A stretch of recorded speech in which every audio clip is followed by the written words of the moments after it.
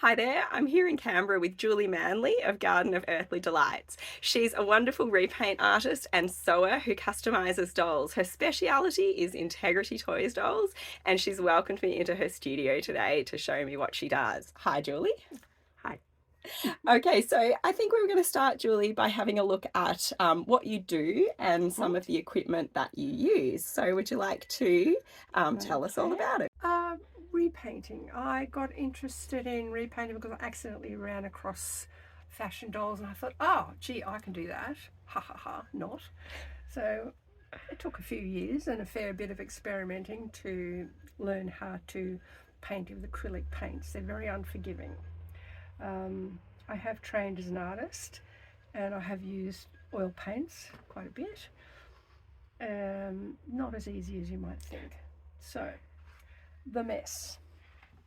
I use pure instrument grade acetone to take the paint off. Don't use nail polish remover, it leaves greasy marks. Where do you get the pure From acetone? Because I've only ever used nail polish remover chemist. from a chemist. Okay. Yes. You probably only get 100 mils at a time. Because you can get big amounts, but you don't need it. Anyway, it's a dangerous chemical. You don't want too much hanging around. Can you explain, just for my interest and viewers, what's so much better about the Pure pure? Yeah, acetone. sorry. It's got no oil in it. You don't want oil on the face of your dolls because you've only got to clean it off. If the pure acetone to take the paint off is so much better. It leaves a nice clean surface for the paint to stick to. Wonderful, great tip. Yeah. You need some cotton buds, very, very handy. Tweezers. Is that Put for eyelashes the? on. Okay, yep. Yeah. A good range of paint brushes, but I use a range of very fine paint brushes from 4 zeros to 10. A number of different kinds of eyelashes. These are just strip eyelashes. Strip eyelashes. And I buy them by measurement, so no more than 5 millimeters long or less, hopefully. Yep. I might curl them a bit before I use them because they arrive just jumbled and flat from China. Of course. Yes. Paint mixing, water, and soapy water to clean your brushes. That's about it. And then practice. And what do you use to seal the paint with after you've finished the? Liquitex sealer. So that's a good one. The gloss is for the eyes and the lips. Okay, you don't want to use it anywhere else. And matte sealer, this is a nice matte medium. A true matte, unlike true many matte. I've tried. It's exactly a true matte, which is really good for sealing the rest of it. And you don't have to put it all over, obviously not all over the face, just where the paint is.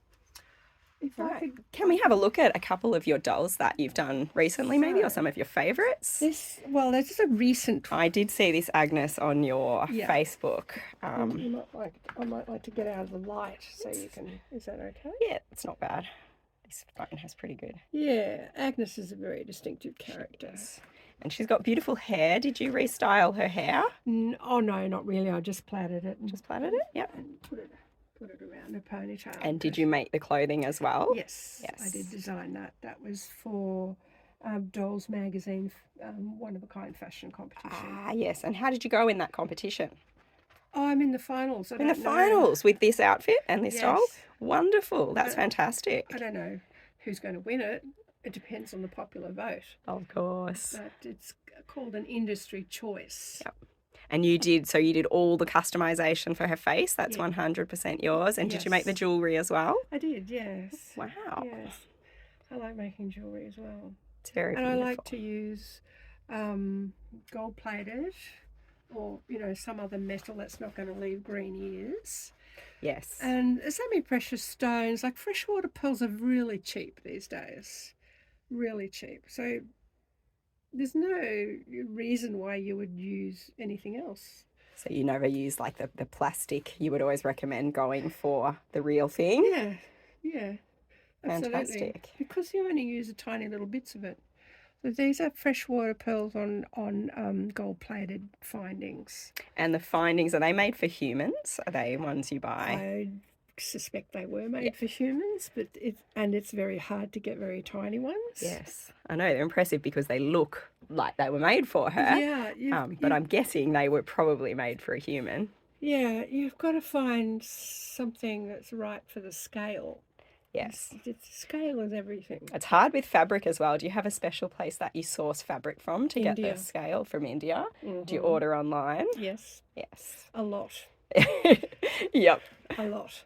Now, India is very good for silks.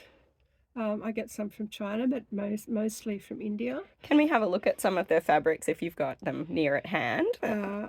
Just these ones down here. We will. Oh, yep, so Yeah. beautiful. So these, so this one looks like silk. real silk. That's This silk, green, yeah, and that's cotton. and that's and they're all from India. No, the cotton's from the shop up the road. Shop up there. That works too. It's quilting cotton. Yes. Ah, yes. Very nice. The reason I got that is because, again, I'm entering a fashion competition, and it's what I mostly do is use recycled fabric. For example, vintage recycled fabric. That's By recycled, do you mean that you get it from clothing? Has it been Anywhere. cut? Oh, I've often gone to op shops and thrift Yes, shops absolutely. to buy it. Yep, that's a Absolutely. favourite for you. Anywhere I can find it. You don't often find silk because Australia being a small market and far away, we don't have the range of fabrics. So you do have to shop online. If you want to buy good vintage, you be prepared to pay for it. Yes. And be prepared to pay for the postage, which is crippling. Kimono silk is another one I use quite a lot of because it's a beautiful fabric to work with, and it's quite often has a very small print, which is suitable for doll scale. I can see you use the same fabric for this lady's skirt as Yeah, for well, I got quite a lot Agnes's of dress. it, so yes. Yes, that's Yeah, nice. I just like seeing the creativity in how you've used It's the only the skirt different that's materials. mine, and the feathers because I collect. Oh, is that from the Natalia? Yeah, I that's recognise that one. That's from Natalia, and that's the skirt Yeah, the that goes skirt with the that top. goes with it. And I just thought, Beautiful, that's more cute. fun. Just, And did you make this, or is that I'd have made the top. lovely? And I made that before I had my cataracts fixed, so the colour is not quite perfect, unfortunately. I think it looks good. Well, it's okay. No This prizes is for a guessing where that Poppy dress Parker is from the Barbie movie, I'm Yes. presuming.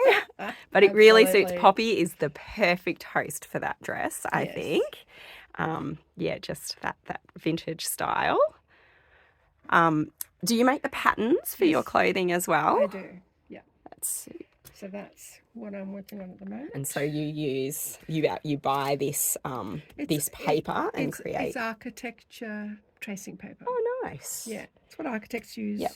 for tracing, and it's really good. It's quite robust and it doesn't tear easily, so it's really good for making I patterns. would not have thought about that. I usually just grab a sheet of white paper and go for it, but I can see you get more shape. Who's an architect, and I think she recommended it. Very Yeah. good. So you always do you store the patterns and like reuse them for Yes. other items? I do. Yeah.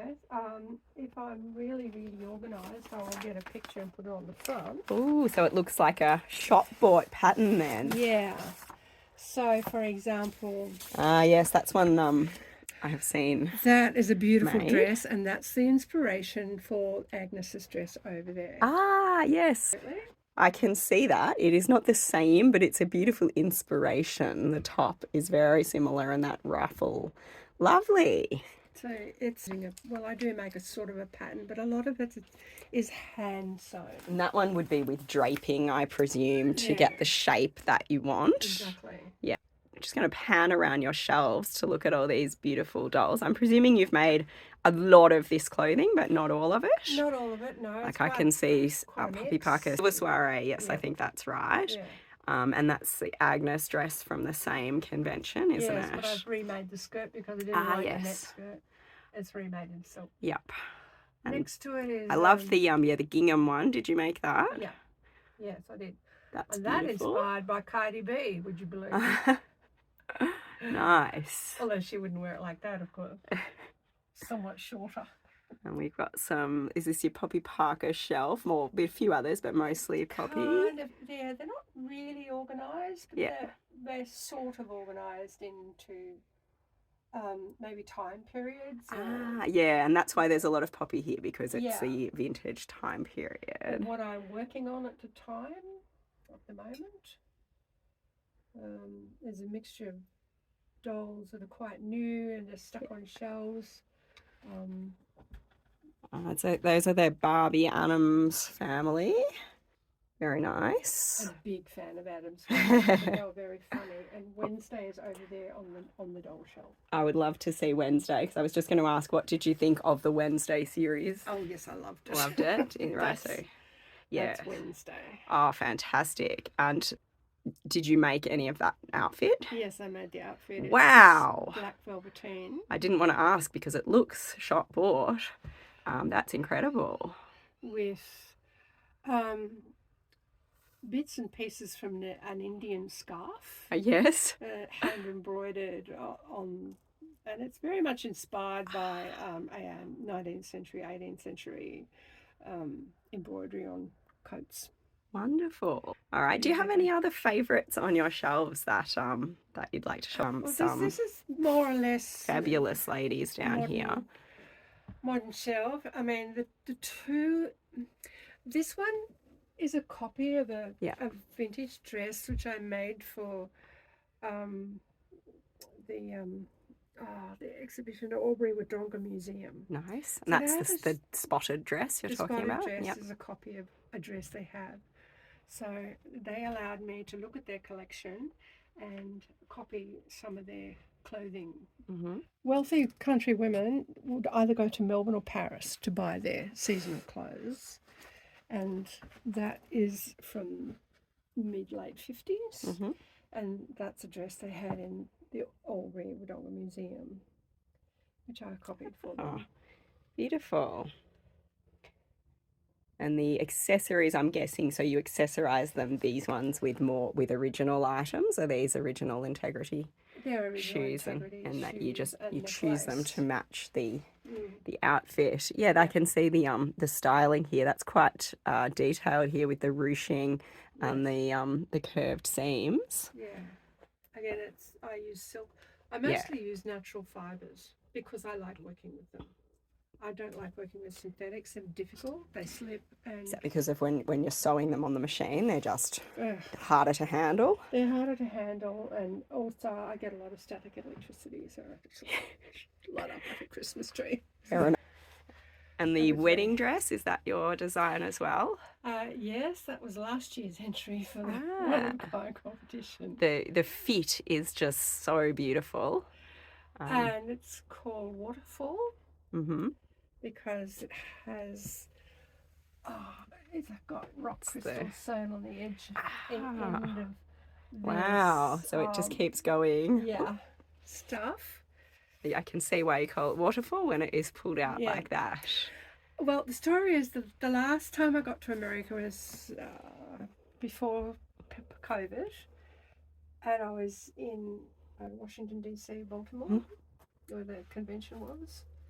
And I always go to the museums of any city I go to because I want to see the art. Of course. And I was in the AVAM, American Museum of Visionary Art, which has all kinds of weird stuff in it, just fantastic. So I'm in there looking at this massive painting about the size of this back wall, done in pencils and all kinds of different things, and then I hear this Australian accent behind me going, well, what do you think? You're shocking America. I know. And it happened to be the artist who had done this painting, and he was the visiting artist, so I just happened to be rocking up there at the same time. And the painting was of a Amazonian goddess, and that's what she looked like. So that's what I'm interpreting from his painting and from that chance encounter. What was your first ever fashion doll that you have owned? Ever fashion doll is this Hong Kong Lily.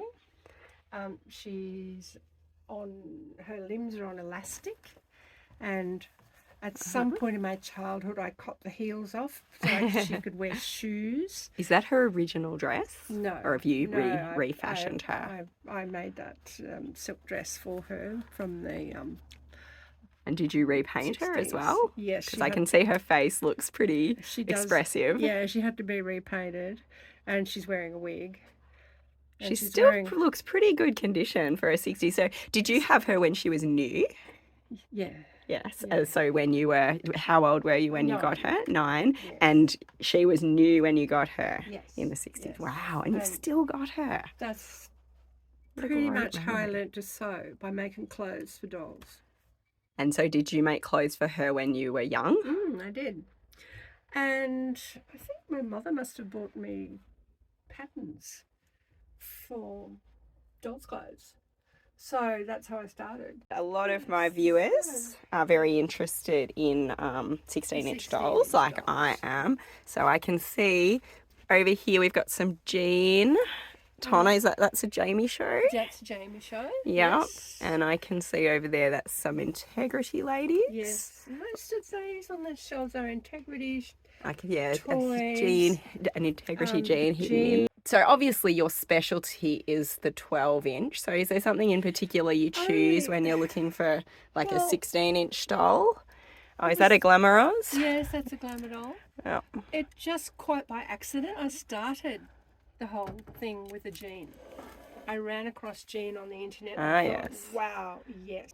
It's just that they stopped making a 16-inch. I think that they're expensive to make because they're so much bigger, they're so much heavier. People don't have the space for them in modern life. Yeah, well, I can see your shelves look perhaps even more crowded than mine, if that's possible. Poor little darlings are just, shoved to the back and something else is stuck in front. I just love this Agnes's amazing coat, fur-lined, or fur-edged. Fur-edged. It's based on a movie costume. Movie costume. Oh, specifically inspired by one of my favourite designers called Eiko Ishida. She's dead now, but she was a Japanese, did a lot of design in all kinds of different fields and ended up designing movie costumes. Nice. I don't know how she got into it. I don't know much about her, but she is a very interesting designer. The headdress is just spectacular. The shape you've got in that, sit over her head. Yeah. I love it. That is definitely inspired by the one she has on the costume. Now I'm just trying to remember the movie it was from. But she did one of the Dracula movies. Anyway, a number of movies which are quite kind of not mainstream. Yeah. Well, I can see this shelf looks to be like very older style and exotic costumes. Sure. There's a mixture of different designs. Yes. The guy is supposed to be wearing traditional Persian one dress. Here. Up the back. Yeah, I see that. That is vintage Japanese silk. Do you sew much for men or is it? Yes, I love sewing for men. I just haven't had time to do much sewing for men. What have I made? There is something hidden behind here, which is probably... Now, I did make this. Nice. It's wide earp. Yes. And it's typically 1890s, very, very American. But unfortunately has to sit down because he's not very good at standing. I can see you do have a reasonable number. I'm looking at these guys up here. This guy is, of course, Jamie show. Yeah, another Jamie show. And it's another sci-fi outfit because I just loved the costumes. It's called Jupiter. Stand up. He's got the same elastic problem, does He's he? got the same elastic problem. It's very difficult to pose. So that's like a court official from this sci-fi movie that I was looking at the costumes for. Where do you find like the miniature findings? You know, these little buttons are so beautifully scaled. They're jewellery findings. They are jewelry findings, Yeah. so they weren't meant to be buttons. They No. would have been designed to be on a No. necklace or something, and you've That's right. repurposed He's them. actually got hooks and eyes. Hooks, yep. So, and that's his Beautiful shirt underneath and his trousers. Oh, lovely. So this is a batik, to Indonesian. It's not batik, yeah. Probably it's is if batik. it's from It's Indonesia. Indonesian cotton shirt, batik. So that's him. And all the little beads, do you use just glass beads? Is that No, these are lapis lazuli beads. Oh, nice. Because I'm wondering because you said you love I like natural materials. I like and natural materials. lapis is beautiful. Yeah. Is it expensive to get this sort of? No, No? it's very cheap. Yeah, I will have to Very look cheap. into that. Next door, we've got about the same amount of dolls again. Yeah. But obviously you don't do your work in here. This is more No. storage. This is my stash. Do you mind if I put on the video your stash? No, Yeah, go for it. because I think it's impressive how much you've got, and I think it highlights, you know, the amount of work and sewing you do. This pile is about as tall as me. It's more or less organised Yeah. into groups of cotton, silk, types of silk. Yes, it's okay, just- some batik or There's a little bit more up here. vintage. Some Yes. vintage fabric. I probably bought that overseas. We've done Yep. a fair bit of travelling. So, Yeah. and people give me stuff and they go, "Oh, Yeah. that's pretty weird. I've got this fabric. Do you want it?" It is good when people know what Just- your hobbies are and can start helping you out. This looks like a sort of Jane Austen era over here. That's kind of an historical shelf. Yep. I love historic fashions myself. It's one of the reasons I like dolls is because, you know, I couldn't imagine wearing that sort of clothing. I mean, how uncomfortable would that be? But it's so beautiful. So dolls are a wonderful outlet to that sort of thing you could never wear. Exactly. Wow, I love this black and red one. That's late medieval, so we say late 1400s. Yep. Next to her is 1820s. Yep. And then back to the 17th century in the green. Yes, you can see that one is a tad more modern. That's like what gold rush sort of clothing. Being from Ballarat, The orange one, yes. Yes. Yes. It's from 1820. Nice. So Some more beautiful ladies that I missed as I went past. The blue hair, the lady in blue at the top, is that? I think it's a poppy.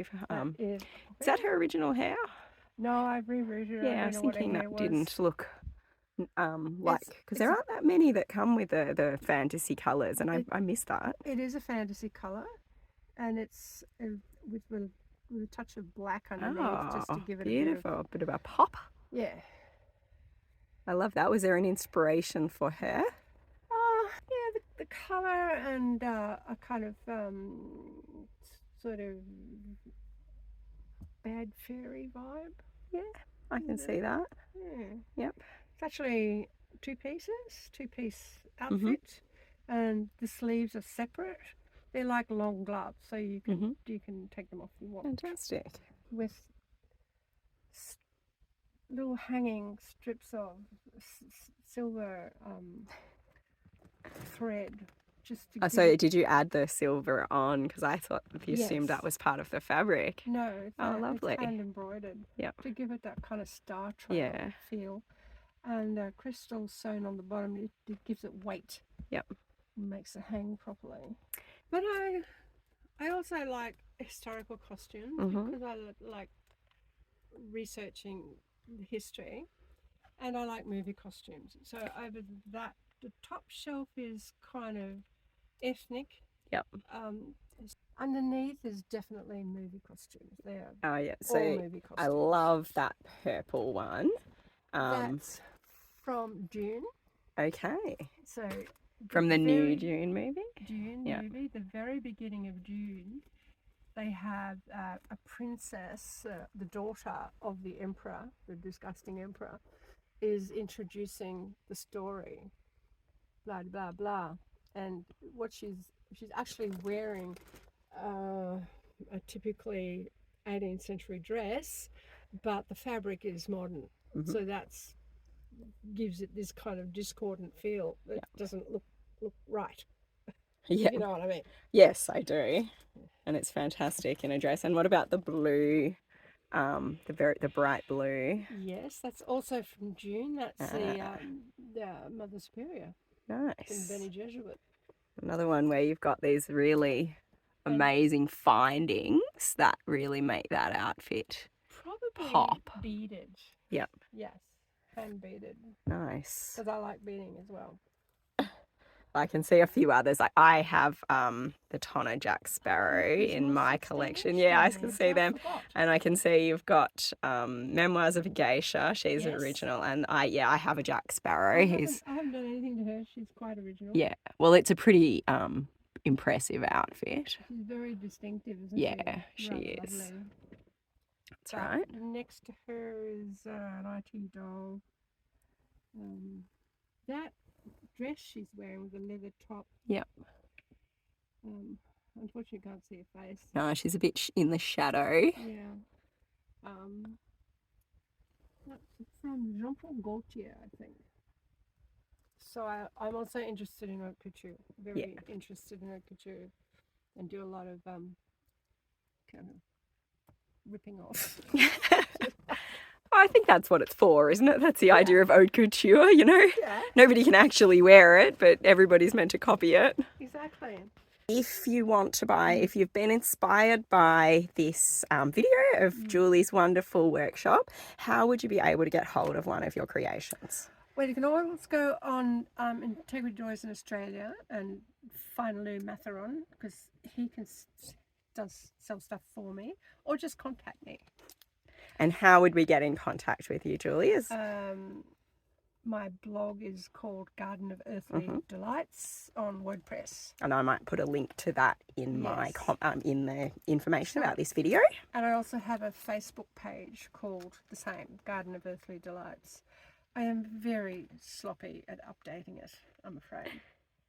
And then when people hear the prices, they go, maybe not. But we all know how much Integrity Toys cost before you do anything to them. So I think that's something that people, when they're buying a wonderful custom item, have to understand. I mean, these dolls, they cost like 200 and plus. US.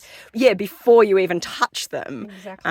And then you put all that work into them. So I sell one of a kinds for $500 US each when I go to the States.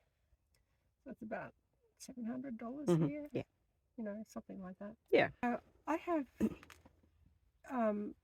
won awards in face painting and fashion design, obviously.